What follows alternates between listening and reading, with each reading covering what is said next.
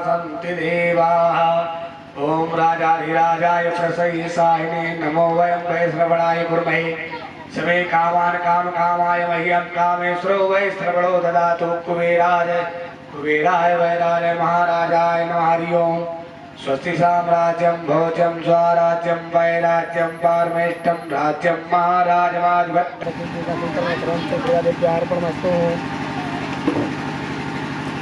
यहाँ पर आप अपने आप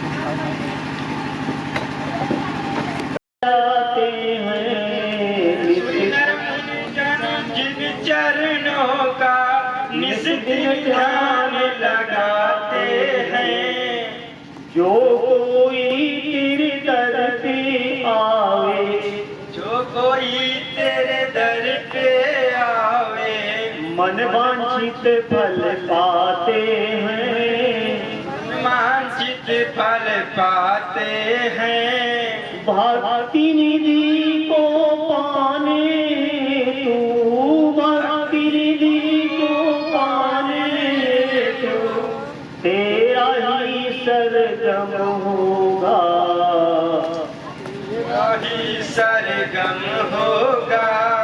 जिनकी प्रतिमा कितनी सुंदर, वो कितना सुंदर होगा, वो कितना सुंदर होगा। बोलो वृंदावन बिहारी लाल जय हो।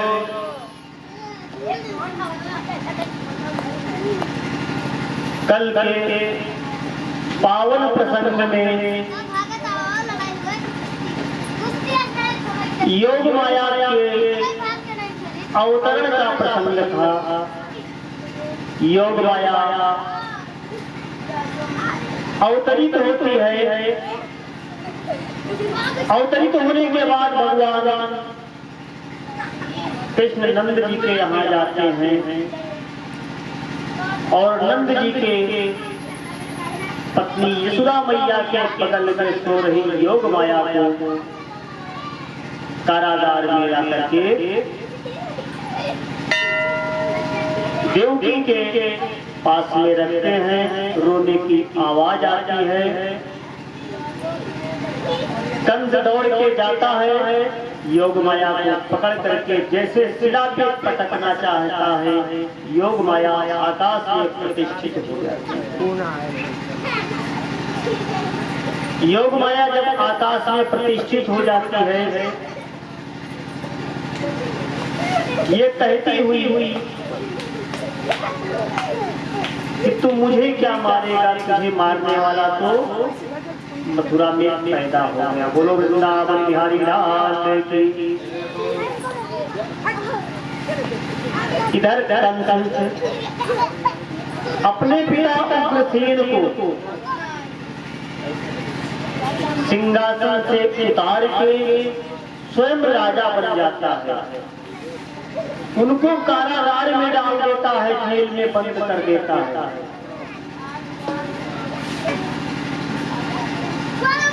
बोलो वृंदावन बिहारी लाल की। जब वो जेल में उग्रसेन जी बंद हो जाते हैं, कंस सभी राजाओं को अपने अधीनस्थ कर लेता है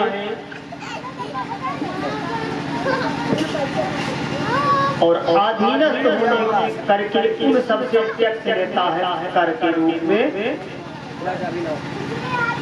सामग्रियां लेता है। इधर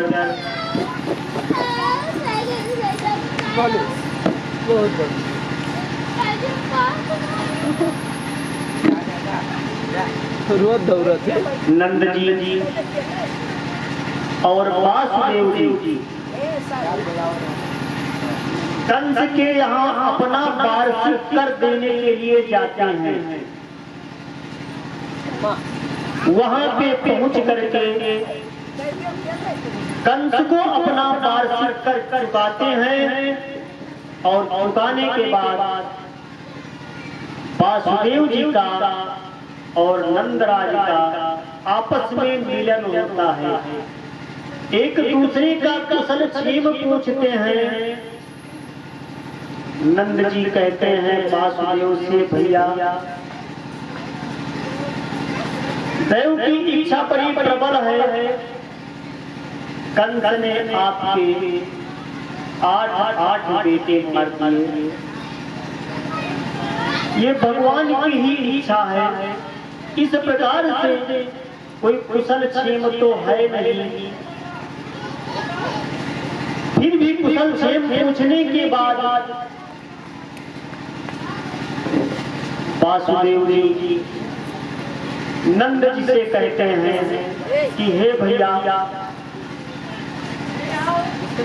बहुत सारे उल्कापात हो रहे हैं। इन उल्कापातों को देखते हुए हम लोगों ने अपना वार्षिक कर तो चुका दिया। बोलो वृंदावन बिहारी लाल की। श्री राम जय राम जय राम, जय राम जय राम, जय जय विघ्न हरण हनुमान, जय जय विघ्न हरण हनुमान, जय जय विघ्न हरण हनुमान, जय जय विघ्न हरण हनुमान। बोलो वृंदावन बिहारी लाल की जय हो। वासुदेव जी नंदराज से कहते हैं कि हे भैया, मथुरा में इस समय बहुत सारे उल्कापात हो रहे हैं। हम लोगों ने अपने अपने कर्तव्य चुका दिए राजा कंस को। अब हमें शीघ्र अपने घर चलना चाहिए, कहीं कोई अनिष्ट ना हो जाए। ये कह करके एक दूसरे का कुशल क्षेम पूछ करके नंदराज और वासुदेव अपने अपने बैलगाड़ी पे सवार हो करके कंस के यहाँ से सीधा अपने अपने घर को जा रहे हैं, अपने अपने महल को जा रहे हैं। इधर कंस योग माया के द्वारा जब ये सुनता है कि तुझे मारने वाला पैदा हो गया, कहा 1 महीने से पहले के 1 महीने तक जितने बालक जन्म लिए हैं उन सबका वध कर दो, उन सबको मार दो।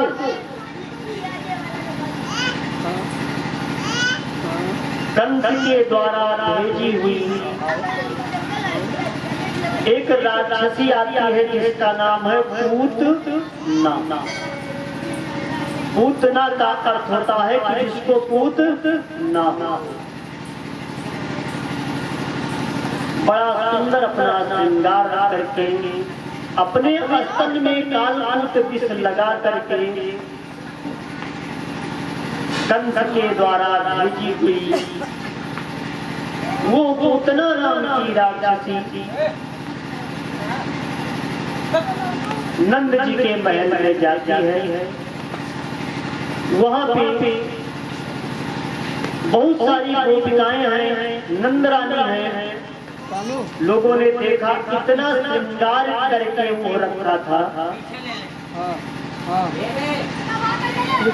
उस श्रृंगार से गोपिकाओं ने और नंद भैया नंदरानी ने पहचाना कि ये तो शायद लक्ष्मी जी स्वतः अपने पति से मिलने के लिए आ रही है। किसी ने रोका नहीं, सीधा महल में चली गई।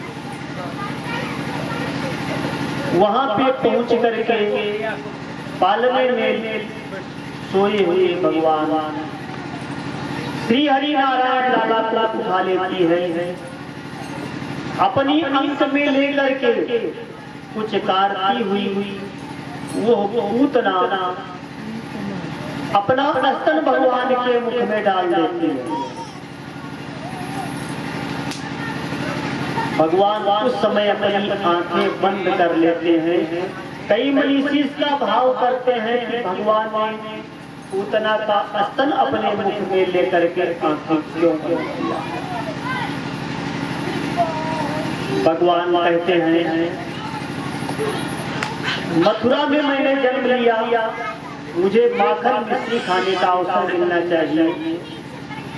माखन मिश्री नहीं मिल रहा, ये तो सबसे पहले मुझे विष पिलाने आई है। इसलिए भगवान ने अपनी आंखें,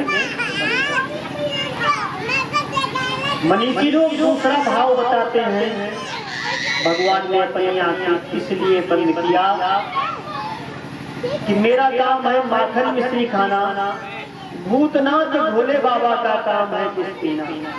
इसलिए आंख बंद करके भूतनाथ भोले बाबा का चिंतन करने लगे। मनीषी तीसरा भाव बताते हैं कि जब किसी की आंखों में झांक करके देखा जाए, एक भक्त जब दूसरे भक्त से मिलता है तो वहां पे प्रेम हो जाता है। भगवान ने कहा रामा अवतार में सबसे पहले मेरे सामने एक स्त्री आई थी, उसका नाम था ताड़का, नाम में भी 3 अक्षर। कृष्णा अवतार में जब मैं आया तब भी मुझे वही राक्षसी मिल रही है जिसके नाम में भी 3 अक्षर पूतना। मैं इसको देखूंगा, प्रेम हो जाएगा तो मैं इसका वध नहीं कर पाऊंगा। इसलिए भगवान ने आंखें अपनी बंद कर दिया। आंखें बंद करने के बाद भगवान पूतना ने अपने स्तन को भगवान के मुख में दे दिया, और जैसे ही भगवान अपने मुख में उसका स्तन लेते हैं, उसके स्तन से उसके प्राण ही पी लेते हैं। बड़ी तेजी से चित्कार करती हुई मुझ वो चिल्लाती है, मुझे छोड़ दो, मुझे छोड़ दो। लेकिन भगवान का वचन है कि मैं किसी को पकड़ता नहीं, और जब किसी को पकड़ लेता हूं तो उसको छोड़ता नहीं।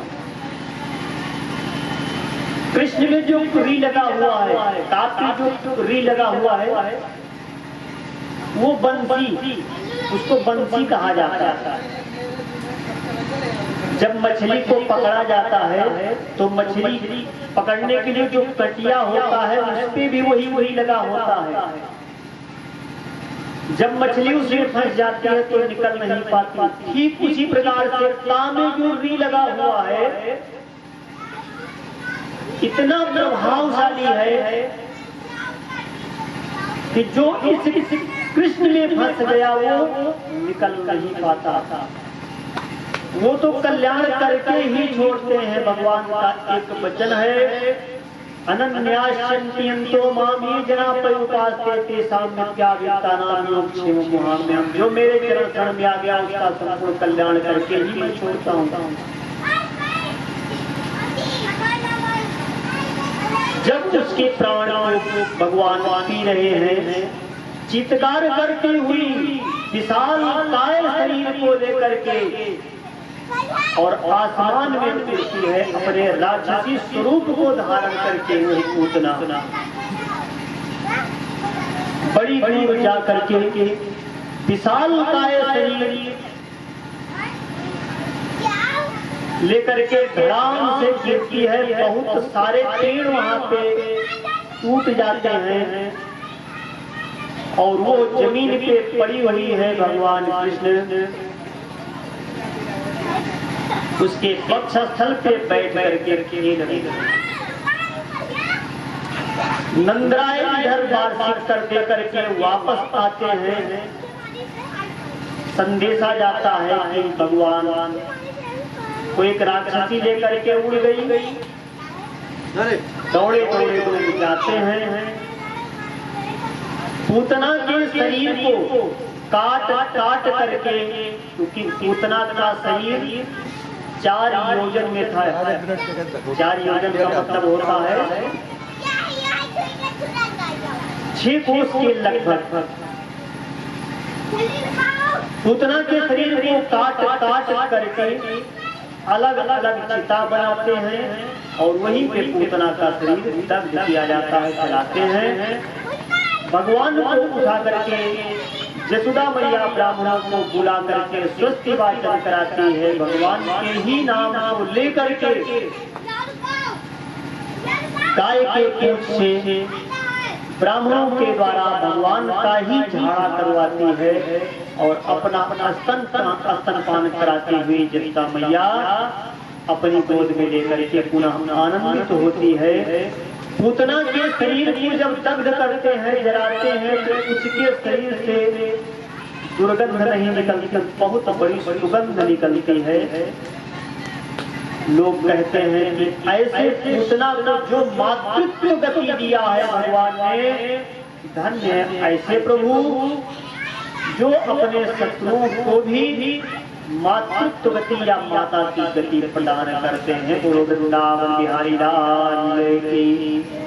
इस प्रकार से हमारे प्रभु जन्म के बाद 6वें दिन राज्य की सूचना का कल्याण करते हैं। बोलो वृंदावन बिहारी लाल की। यह संदेश जब राजा कंस के पास जाता है, कंस सोचता है कि मेरा तो ये सारा किया कराया जो भी कर्म था सब व्यर्थ हो गया, अब मुझे कोई दूसरा उपाय करना चाहिए। राजा परीक्षित प्रश्न करते हैं भगवान सुखदेव से, हे भगवान, ये पूतना कोई सामान्य नहीं रही होगी, निश्चित रूप से इसने पूर्व जन्म में कोई विशेष सत्कर्म या पूर्ण किया होगा। भगवान सुखदेव जी कहते हैं कि हे राजा, जब वामन भगवान वामन अंगुल का रूप लेकर के राजा बलि के यज्ञशाला में गए थे, उस समय राजा बलि की एक बेटी थी जिसका नाम था रत्नमाला। भगवान के वामन अंगुल के रूप और माधुर्य सुंदरता को देख करके वो रत्नमाला मोहित हो जाता है कि मेरा मन करता है कि यह बालक मेरी गोद में आए, मैं अपना स्तनपान कराऊं। भगवान ने वो भाव रत्नमाला का स्वीकार करके कहा, ठीक है, मैं आपका बेटा बनाऊंगा। जैसे ही वामन भगवान 3 पग में संपूर्ण ब्रह्मांड को नापते हैं, वो रत्नमाला क्रोधित होती है और कहती है ये स्तनपान कराने के योग्य नहीं, बल्कि ये तो किस पान कराने के योग्य है। भगवान ने दूसरा भाव स्वीकार कर लिया, वो ही राजा बलि की बेटी रत्नमाला ही अगले जन्म में पूतना होती है, जिससे भगवान मातृत्व लाभ या माता की गति देते हैं। इस प्रकार से बड़ी बड़ी भाग्यशाली। बोलो वृंदावन बिहारी लाल।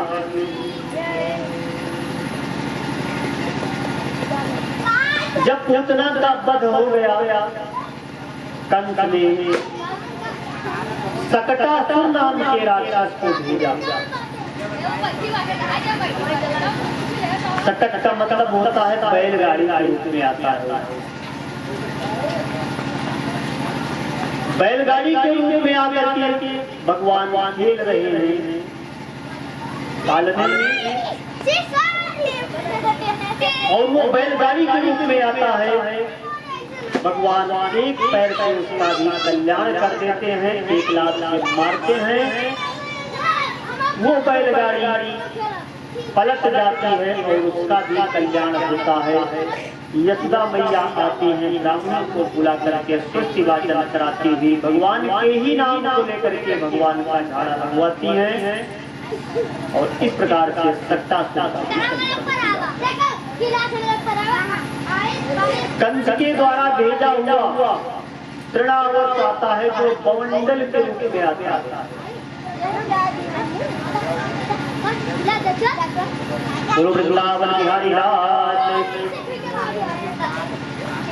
भगवान कृष्ण पालने में लेते हैं और उनके लेते लेते चारों तरफ पौंडल होता है ना, पौंडर के रूप में आया, भगवान कृष्ण को उठा लिया।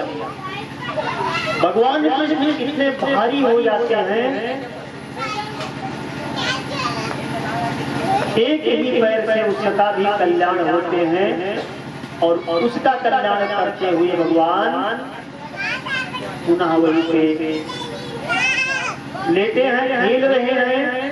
यशोदा मैया जाकर के भगवान को बुलाती है और ले आती है स्नान पान कराती हुई।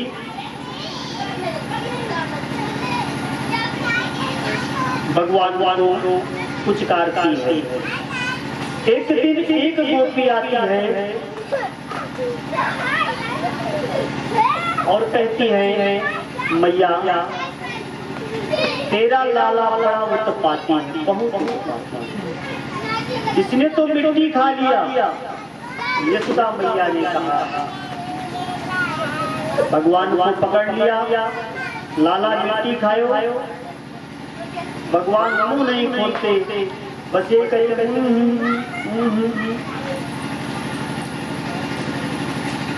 जब यशोदा मैया ने बार बार कहा अपना मुंह खोलो, अपना मुंह खोलो, भगवान ने अपना मुंह जब खोला, यशोदा मैया देखती है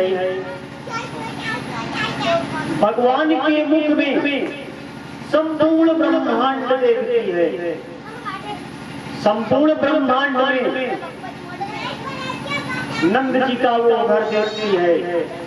यशोदा मैया भी दिखाई देती है, भगवान कृष्ण को डांट रही है वो भी दिखाई देती है। इस प्रकार से भगवान अपनी माया को दिखाते हैं।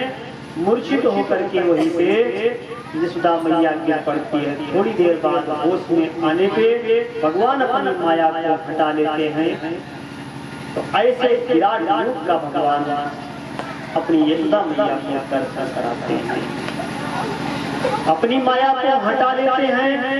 यशोदा मैया को सारा ज्ञान वहीं पे व्यस्त हो जाता है। बोलो वृंदावन बिहारी लाल की। इसके बाद संस्कार होता है, नामकरण संस्कार। भगवान थोड़ा विवर्धमान होते हैं।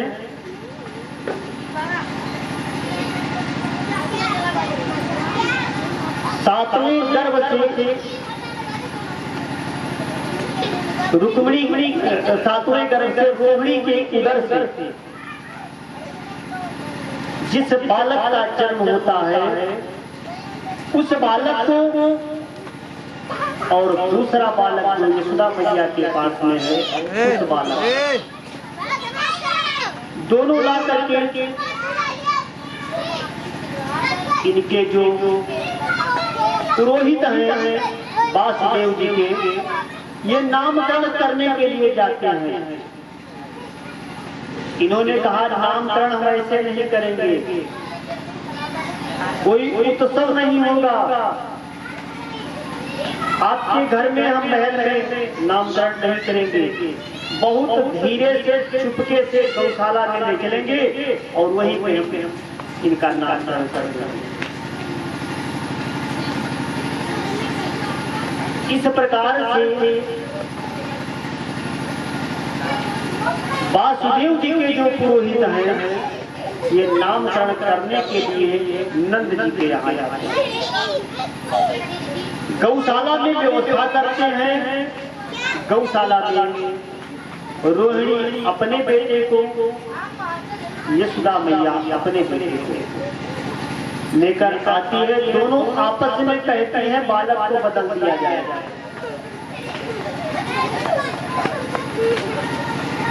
रोहिणी का बेटा यशोदा मैया लेती है, यशोदा मैया का बेटा रोहिणी ले लेती है। जब गुरुदेव यहाँ पे नामकरण करते हैं तो कहते हैं जो रोहिणी का बालक यशोदा मैया के गोद में बैठा है, ये बल में सबसे ज्यादा अधिक होगा, इसलिए इसका नाम होगा बलराम। इसे लोग राम भी कहेंगे। ये सबसे पहले जन्म इसका हुआ है।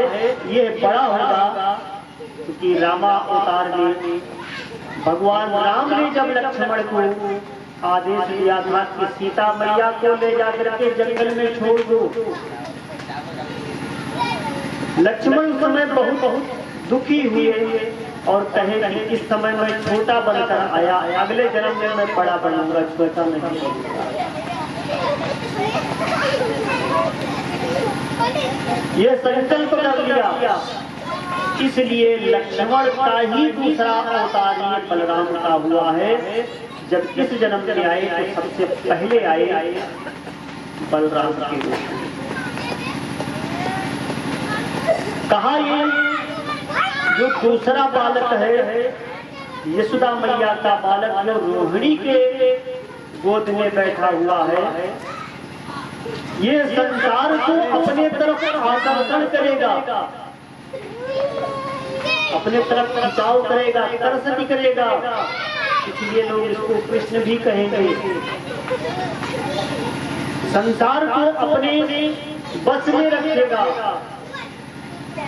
इनके भी अनेक नाम होंगे। वासुदेव का बालक होने के कारण इसको लोग वासुदेव भी कहेंगे। इस प्रकार से नामकरण करते हुए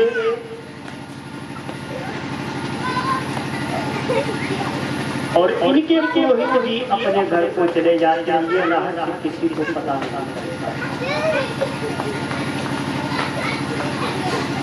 बाद में कंस के गुप्तचरों के द्वारा पता चलता है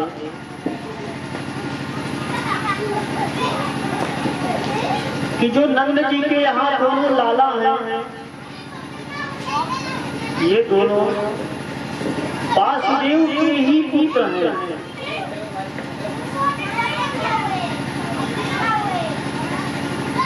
वासुदेव देवकी को मारने के लिए कंस तलवार उठा लेता है कि इनका वध कर देंगे। इन्होंने बहुत बड़ा धोखा मेरे साथ किया। नारद जी जाते हैं, नारद जी समझाते हैं और समझाते हुए कहते हैं इन्हीं के निमित्त तो वध होगा।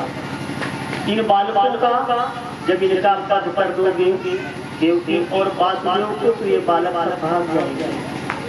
इसलिए इनको मत मारिए। कंस मान जाता है और पुनः जो है इन लोगों को मारने के लिए विशेष व्यवस्था उपक्रम करता रहता है। इधर भगवान थोड़ा और बड़े होते हैं। जब और बड़े होते हैं तब धीरे धीरे एक समिति बनाया। 4-5 और भी जो बाल थे उन सब के साथ में इन्होंने एक समिति बनाया।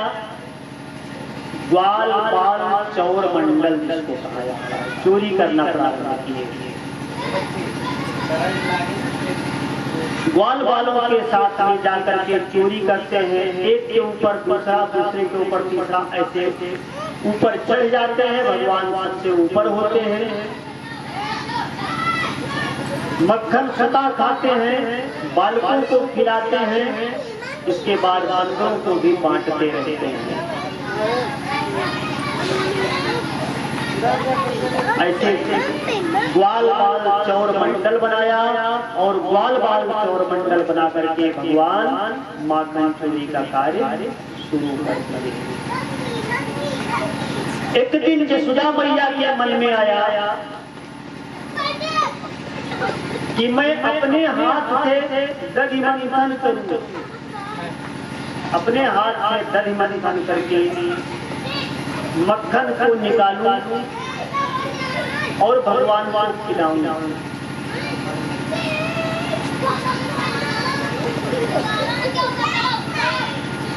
दही मंथन कर रही है। माथे पे पसीने की बूंदें झलक रही हैं यशोदा मैया के। यहाँ पे भगवान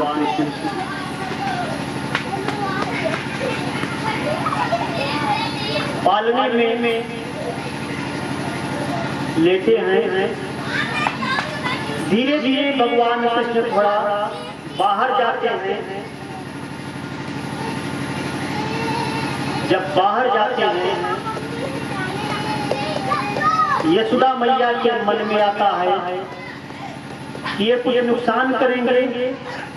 इतने में पत्थर उठा करके सारी मटकियां फोड़ देते हैं। मटकियां जब मटकियां फोड़ दिया, यशोदा मैया को थोड़ा क्रोध आया और कहा अब हम इनको बांध देते हैं। घर में जितनी रस्सियां थी सब रस्सियों को उठाया और भगवान कृष्ण को एक उलूखल में बांधना चाहिए। इसको क्या कहते हैं आपके? उखली।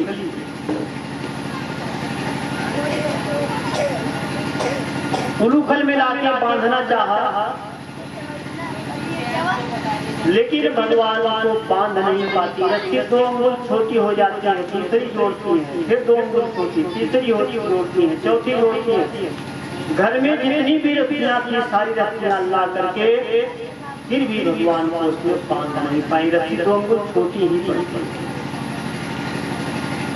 यशोदा मैया को क्रोध आया और कहा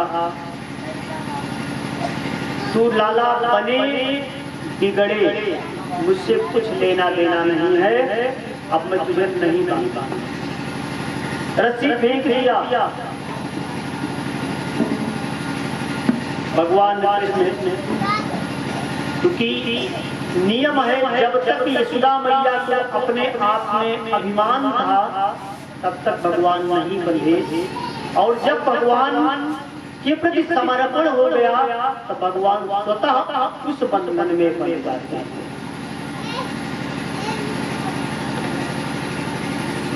जिनकी केवल वक्त दृष्टि से सप्त समुद्र उबलते देखा, उनको माँ यशोदा के गोदी में अश्रुपात करते देखा।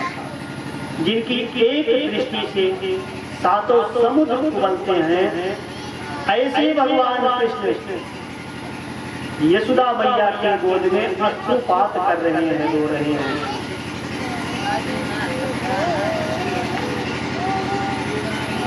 जब उलूखल में बांध दिया और बांधने के बाद दधि मंथन का काम पुनः मैया यशोदा करने लगी। मैया यशोदा दधि मंथन कर रही है। उलूखल को अपने धीरे से खींच करके वो भगवान कृष्ण आगे बढ़ते हैं। नंद जी के दरवाजे पर 2 पेड़ लगे हैं यमला अर्जुन के। उस पेड़ के मध्य में ले जा करके और उलूखल को ऐसे फंसा देते हैं, धीरे से उसको खींचते हैं। दोनों पेड़ हैं, ओखल कोसी में फंसा करके धीरे से खींचते हैं। धड़ाम से चट चट की आवाज करके दोनों पेड़ गिर जाते हैं। यशोदा मैया दौड़ती है, नंदराय ग्वाल बाल दौड़ते हैं, देखते हैं लाला को क्या हो गया। लाला को खोलती हैं रस्सी से, पुनः भगवान का नाम लेकर के भगवान का छाड़ा लगाती हुई ब्राह्मणों को बुला कर स्तुति वाचन कराती हुई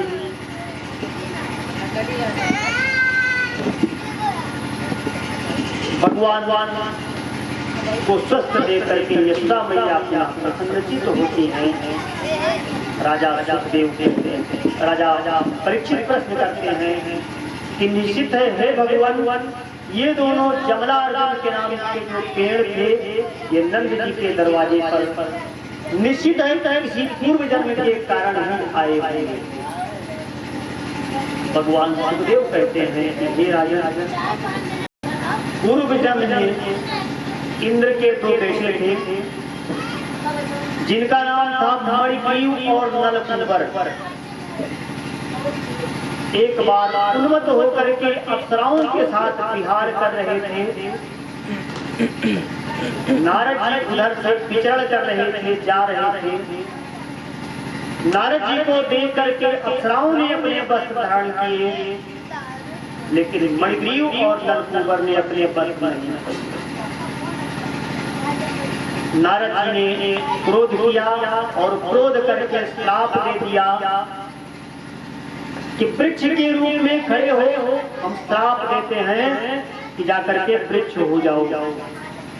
और इस प्रकार से नारद जी के श्राप से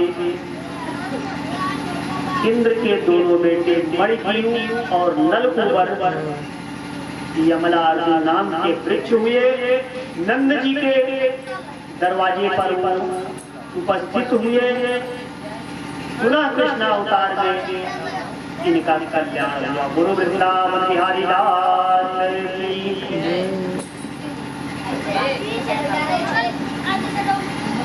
भगवान अब कृपा करते हैं एक फल बेचने वाली के ऊपर। एक स्त्री है, अपनी टोकरी में फल रख करके, सिर पे रख करके गली गली में घूमती है, कहती है राम फल ले लो, कृष्ण फल ले लो। कभी कहती राम ले लो, कभी कहती कृष्ण ले लो, कभी कहती फल ले लो। भगवान दौड़े दौड़े गए, अनाज के कुछ दाने घर से लिए, हाथ में दाने आए लेकिन वो सारे दाने गिर गए, एक आध दाने हाथ में रहे होंगे। फल बेचने वाली ने भगवान से कहा कि फल ले लो। भगवान ने अपने हाथ में जो दाने थे मुट्ठी में उसके टोकरी में डाल दिए। वो फल बेचने वाले ने भगवान के हाथों को भर दिया फल से। भगवान के हाथ में जो दाने उसके टोकरी में गिरे वो हीरा जवाहरात इत्यादि मणियों से विभूषित हो गई। घर पे जाके देखा तो बहुत सारा धन, कहा जीवन हमारा व्यर्थ हो गया। फल बेचते बेचते आज तक किसी की कृपा नहीं हुई और भगवान ने अपने मुट्ठी से मेरा संपूर्ण घर भर दिया। इस प्रकार से भगवान ने कुछ फल बेचने वाली के ऊपर कृपा किया। गुरु वृंदावन बिहारी लाल की जय। इसके बाद कंस के द्वारा भेजा हुआ एक बत्सासुर नाम का राक्षस आता है। वत्स का मतलब बगुले के रूप में आता है। भगवान कृष्ण उसका भी कल्याण कर देते हैं। इसके बाद बकासुर नाम के राक्षस को कंस के द्वारा भेजा जाता है। भगवान उसका भी कल्याण करते हुए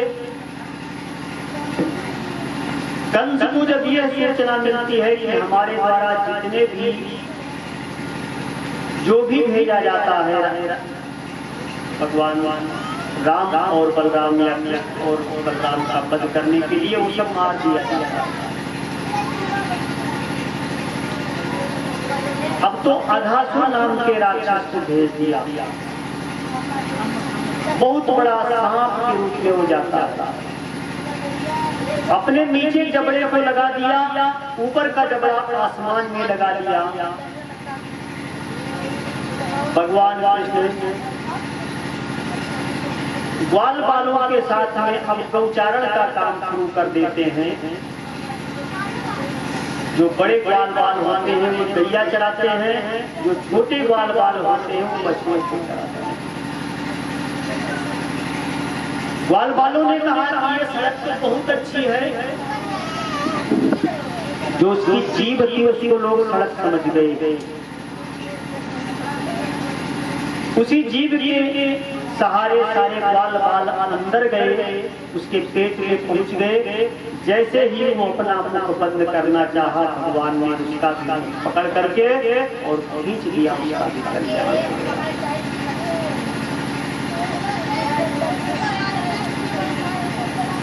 इस प्रकार से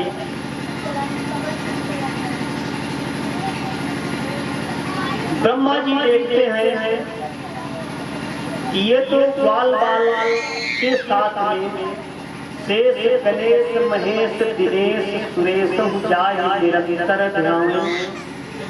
इसको लोग अनादि कहते हैं, अनंत कहते हैं, अखंड कहते हैं। लेकिन ग्वाल बालों के बीच में बैठ करके ग्वाल बालों का जूठा खाता है।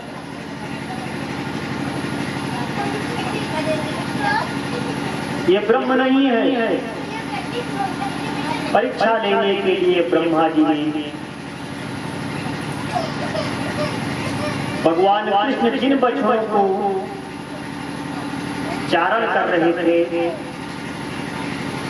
उन बछड़ों का ही हरण कर लिया और हरण करके अपने लोग को लेकर चले गए। भगवान ने देखा कि बछड़े तो कोई है नहीं, जितने गैया थी उतने बछड़े भगवान अपने आप को बछड़े बना देते हैं, उतने बछड़े तैयार हो गए। भगवान अपने आप को उतने बछड़ों के रूप में परिवर्तित कर देते हैं। एक दिन बलराम ने कहा, भैया ये बछड़े में तो मुझे आप दिखाई दे रहे हैं,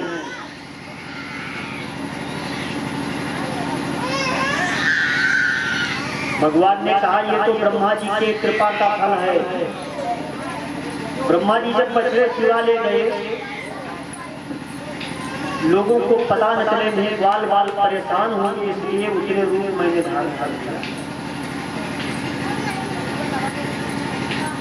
एक वर्ष के बाद ब्रह्मा जी ने कहा, देखें इनके बछड़े हम चुरा कर लाए थे, अब इनकी स्थिति क्या है।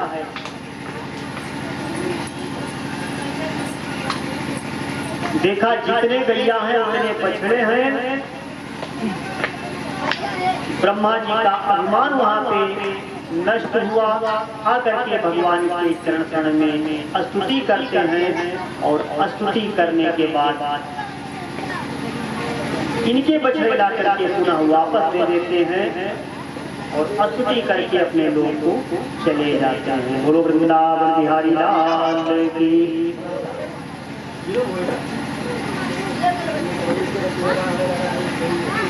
श्री राम जय राम जय जय राम,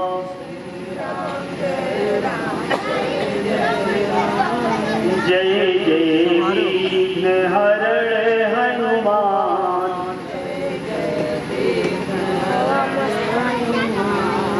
श्री राम जय राम जय जय राम,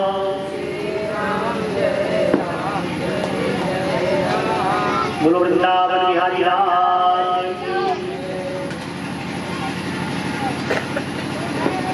इसके बाद कंस के द्वारा भेजा हुआ एक धेनुकासुर नाम का राक्षस आता है। जब वो धेनुकासुर नाम का राक्षस आता है, सब ग्वाल बालों का हरण कर लेता है। भगवान को पता चलता है, भगवान जाकर के उसका भी कल्याण करते हैं।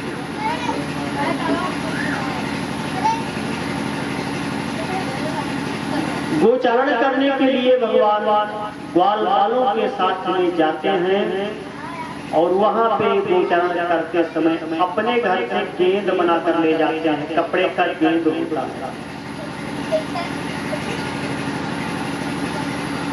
उस गेंद से खेलते हैं। खेलते समय भगवान के एक बाल सखा जो है, जिनका नाम है श्री राम, उस गेंद को लेकर के भगवान बड़े बड़े तेजी से फेंकते हैं और वहीं पे जमुना जी है। जमुना जी का जल बड़ा ही विषैला जल है। वहां पे उस जमुना जी का जल जो भी गौएं पीती है वो मर जाती है। जैसे ही उस गेंद को फेंका, वो गेंद सीधा जमुना जी में चला गया। श्री राम जी रोने लगे, मेरा गेंद लाकर मुझे दो, इसमें हमारे नाना के यहाँ का कपड़ा लगा है, मामा के यहाँ का कपड़ा लगा है, और भी बहुत सारे दादी दादा कई जगह का कपड़ा इसमें लगा है, मुझे वो ही गेंद चाहिए। सबके देखते देखते भगवान वही जमुना जी के किनारे एक कदम्ब का पेड़ है, उस कदम्ब के पेड़ पे चढ़ जाते हैं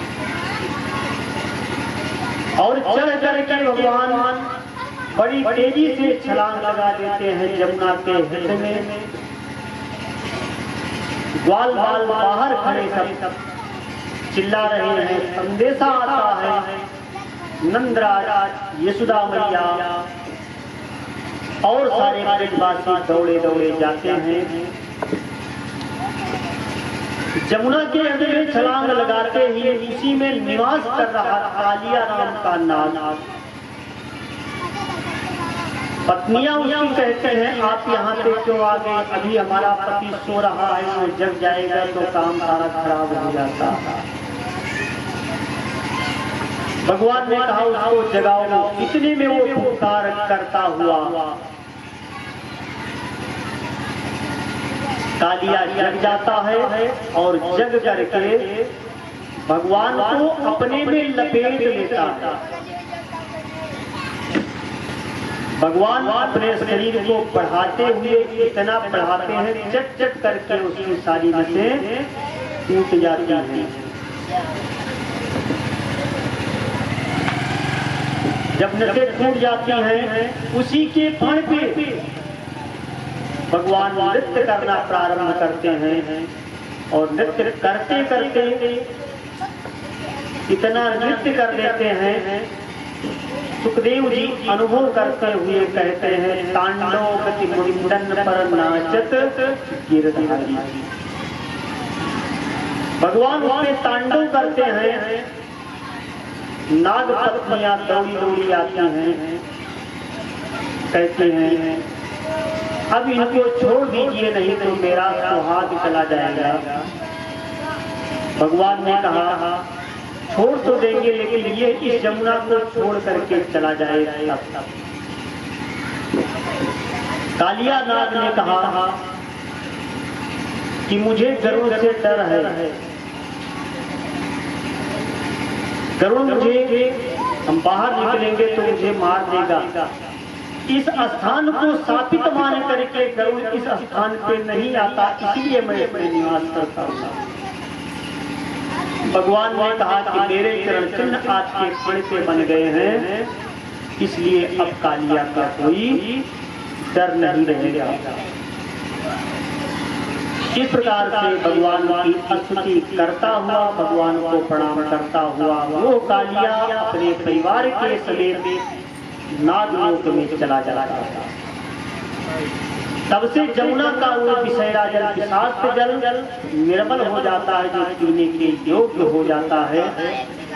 बोलो वृंदावन बिहारी लाल की।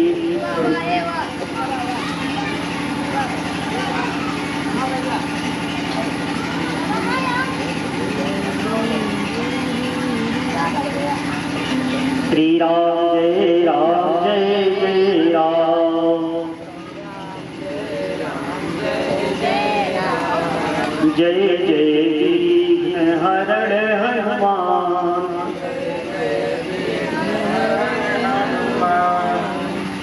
प्रतिदिन के भांति ग्वाल बाल पुनः जंगल में गोचारण के लिए जाते हैं। वहीं पे एक अघटित घटना पुनः घटित होती है। जंगल में आग लग जाती है। सारे ग्वाल बाल चिल्लाते हैं, दौड़ते हैं कि लाला अब इस अग्नि से रक्षा करो,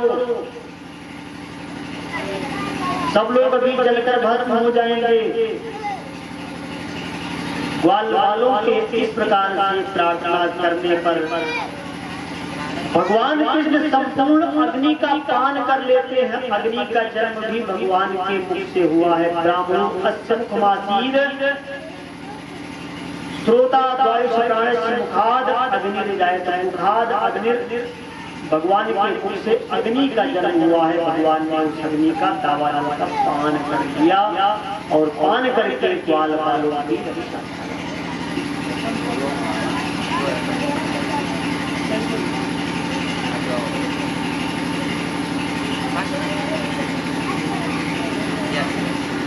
इसके बाद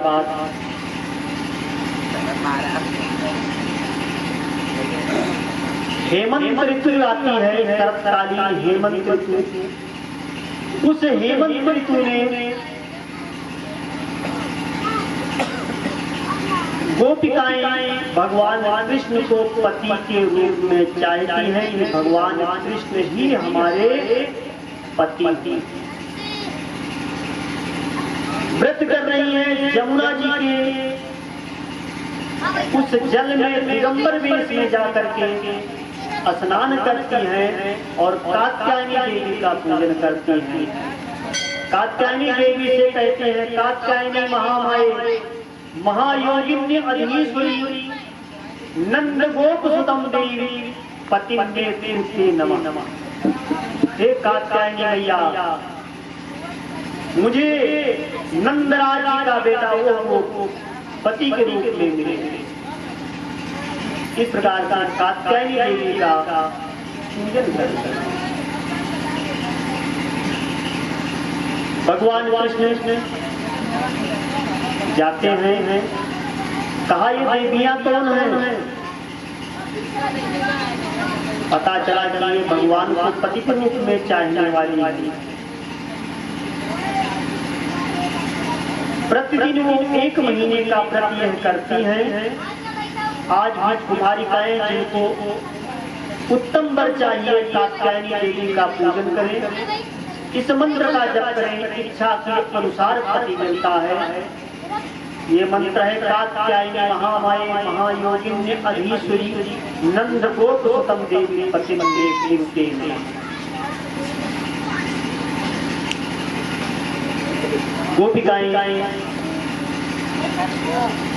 अपने वस्त्र को निकाल करके दिगंबर वेश में वहीं पे यमुना जी के हृदय में स्नान करती हैं। कात्यायनी देवी का पूजन करते भगवान जाते हैं, सबके वस्त्र को उठा करके एक कदम के पेड़ पे चढ़ जाते हैं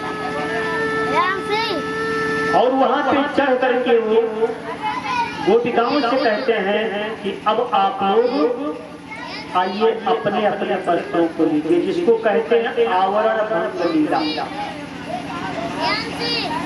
या दूसरे शब्दों में इसको कहा जाता है कि जो पर्दा है बीच में ब्रह्म और जीव का, उस ब्रह्म और जीव के बीच का जो पर्दा है उसको हटाने की भगवान ने लीला कराई।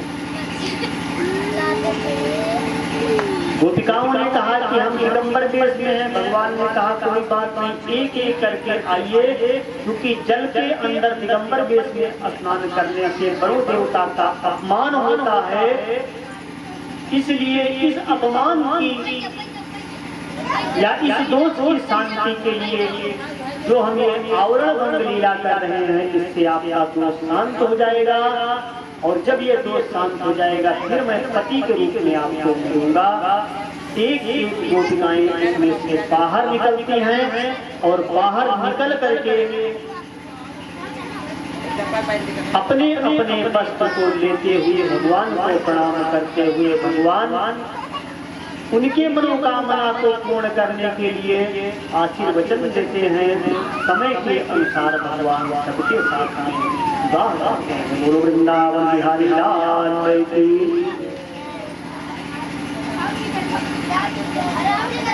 इसके बाद ग्वाल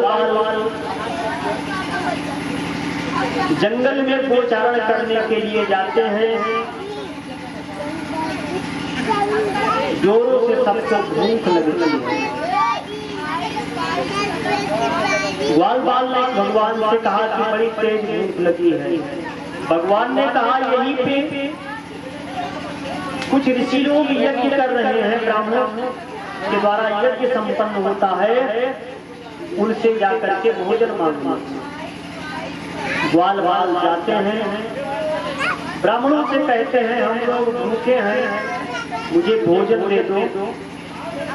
ब्राह्मणों ने कहा अभी हमारे यहाँ पूजन चल रहा है, भोग नहीं दे सकते। आकर के भगवान को बताया। भगवान ने कहा आपने भोजन किससे मांगा? कहा ब्राह्मणों से। कहा ब्राह्मणों से नहीं मांगना चाहिए, उनकी पत्नियों से मांगिएगा। ग्वाल पुनः जाते हैं और वहां पे जाकर के कहते हैं माताएं मुझे बहुत तेजी से भूख लगी है। ब्राह्मण पत्नियों ने 56 प्रकार के जो भी व्यंजन बने थे दे दिए। ग्वाल बाल आकर के बैठ करके आपस में भोग लगाते हैं और इस प्रकार से भगवान यज्ञ के पत्नियों पर भी अपनी कृपा करते हैं और कहते हैं कि पुरुष सिर्फ कमाना जानते हैं, धर्म का, अर्थ का, काम का, ये सारा काम माताओं के हाथ में होता है। माताएं दान और धर्म करने में बहुत अग्रणी होती हैं, इसलिए ये भोग माताओं से ही मांगना चाहिए। बोलो वृंदावन बिहारी लाल की।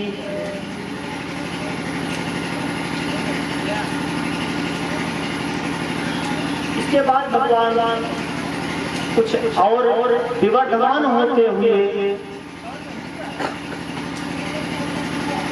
नंद जी कहते हैं प्रतिवर्ष तो हम इंद्र की पूजा करते हैं, इस वर्ष भी हमको इंद्र की पूजा करनी चाहिए। इंद्र की पूजा नहीं करेंगे तो इंद्र कुपित हो जाएंगे, हमारे यहाँ जल नहीं बरस सकते। जब जल नहीं बरसेगा, अन्न नहीं पैदा होगा, हम लोग भूखे मर जाएंगे। भगवान ने इस बार कहा कि इस बार इंद्र की पूजा नहीं होगी, इस बार मेरी पूजा होगी और मेरी पूजा नहीं होगी, गोवर्धन की राज की पूजा होगी।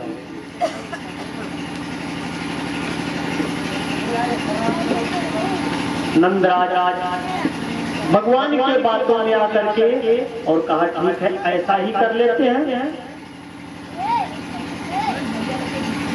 ग्वाल बालों को बुला करके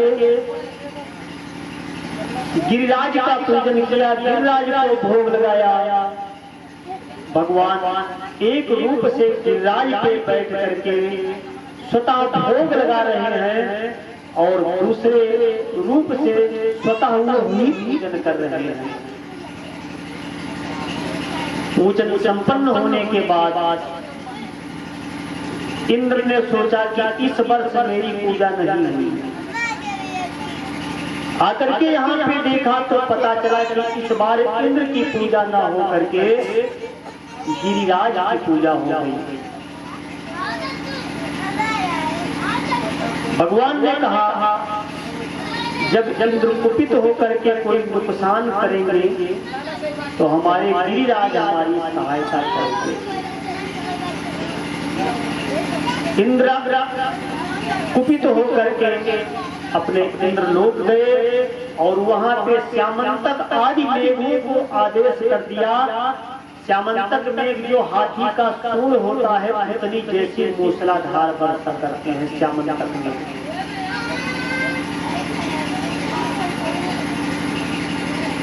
श्यामंतक मेघों को आदेश कर दिया कि जाकर के इतना बारिश कर दो कि वो सारा गोकुल बह जाए, ब्रज बह जाए।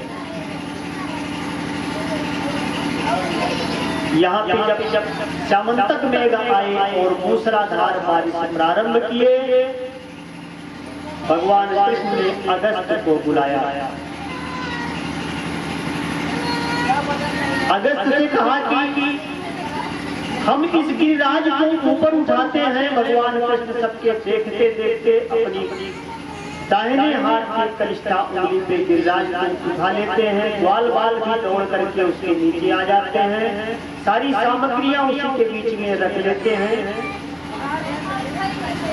ग्वाल बाल अपने अपने लाठियां लगा देते हैं।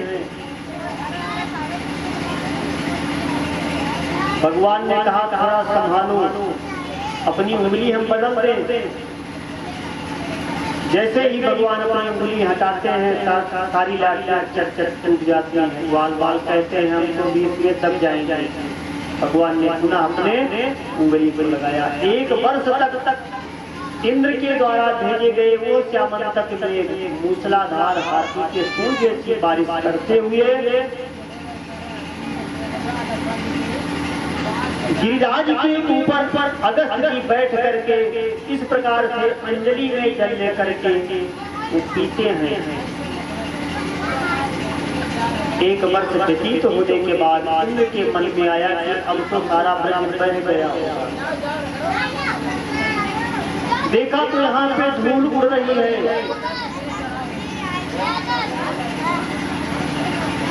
इंद्र लज्जित हुआ और भगवान के चरणों में आकर के भगवान की स्तुति करता हुआ क्षमा याचना करता है।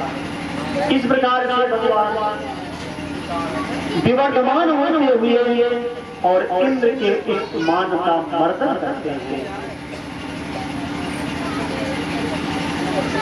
बोलो वृंदावन बिहारी लाल की। इसके बाद आकाश गंगा से गोदुग्ध की वर्षा करते हुए इंद्र अपने लोक को चले जाते हैं।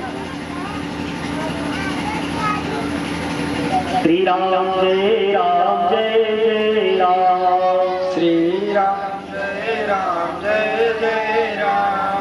श्री राम जय राम जय जय राम। श्री राम जय राम जय जय राम। श्री राम जय राम जय जय राम। श्री राम जय राम जय जय राम। जय जय विघ्न हरण हनुमान। जय जय विघ्न हरण हनुमान। बोलो वृंदावन बिहारी लाल की। ये सारी घटनाएं जब घटित हो जाती हैं, घटनाओं के घटित होने के बाद कंस पुनः एक अरिष्टासुर नाम के असुर को भेजता है। जब अरिष्टासुर आता है, भगवान उसका भी कल्याण कर देते हैं और ये संदेशा कंस के पास जब जाता है, कंस मन में विचार करता है अब तो इस तरीके से कृष्ण और बलराम का वध करना संभव नहीं होता। इसलिए कंस अब आक्रूर जी से कहता है कि अब आप जाइए और हम अपने यहाँ एक मल्लशाला या यज्ञशाला का आयोजन करेंगे, जिसमें बहुत सारे चांद मुष्टि सलतोसल इत्यादि नाम के मल्ल होंगे और जिसके द्वारा कृष्ण और बलराम का वध किया जाएगा।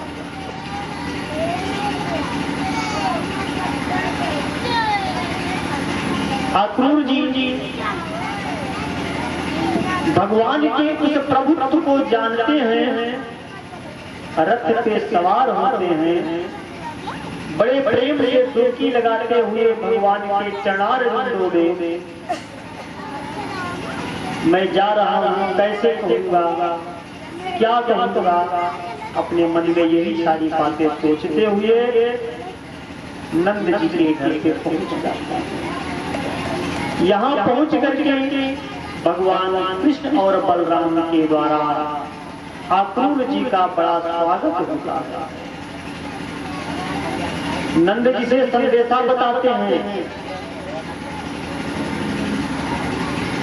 कंस के यहाँ बहुत बड़ा एक धनुष यज्ञ होने वाला है, उस यज्ञ में आप लोगों को आमंत्रित किया है, जिसमें कृष्ण और बलराम मुख्य अतिथि होंगे।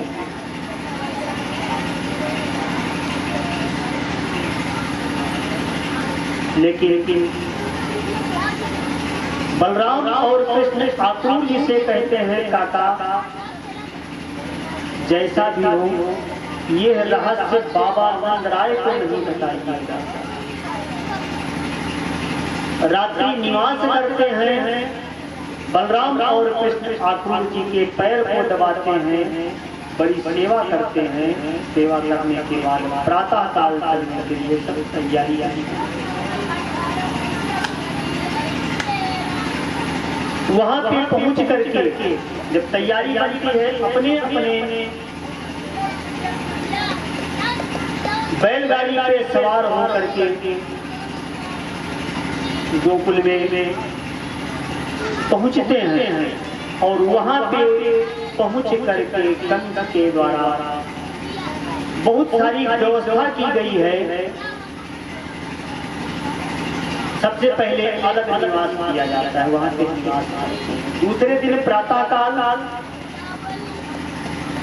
मखशाला या धर्मशाला का आयोजन होना था। रात्रि निवास करते हैं और रात्रि निवास करने के बाद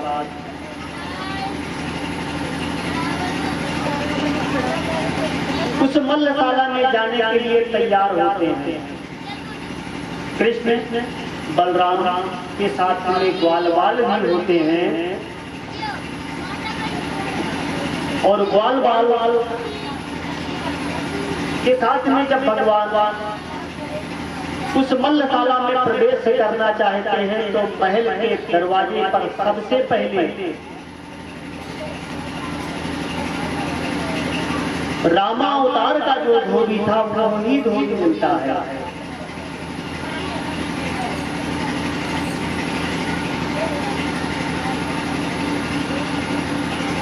वृंदावन बिहारी लाल की जय हो। रामावतार का जो धोबी था जिसने भगवान राम के ऊपर आक्षेप लगाया था वो ही धोबी वही के मिलता है। भगवान कृष्ण कहते हैं, हे धोबी मामा, आपके वस्त्र बड़े अच्छे अच्छे हैं, ये मुझे दे दो। बोलो वृंदावन बिहारी लाल श्री राम जय राम जय जय राम। श्री राम जय राम जय जय राम। जय जय विघ्न हरण हनुमान। जय जय विघ्न हरण हनुमान। जय जय विघ्न हरण हनुमान। जय जय विघ्न हरण हनुमान। बोलो वृंदावन बिहारी लाल की जय हो। भगवान कृष्ण रजक से कहते हैं, हे धोबी मामा, आपके पास वस्त्र बड़े अच्छे अच्छे हैं, इन वस्त्रों में हम लोग बहुत अच्छे लगेंगे, अपने ये वस्त्र हमको दे दो। वो रजक कहता है भगवान को डांटते हुए कि दरिद्र कहीं के यह राजसी वस्त्र राजा कंस के हैं, क्या तुम्हारे बाप दादा भी ऐसे वस्त्र देखे हैं? ऐसा वो रजक कहता है।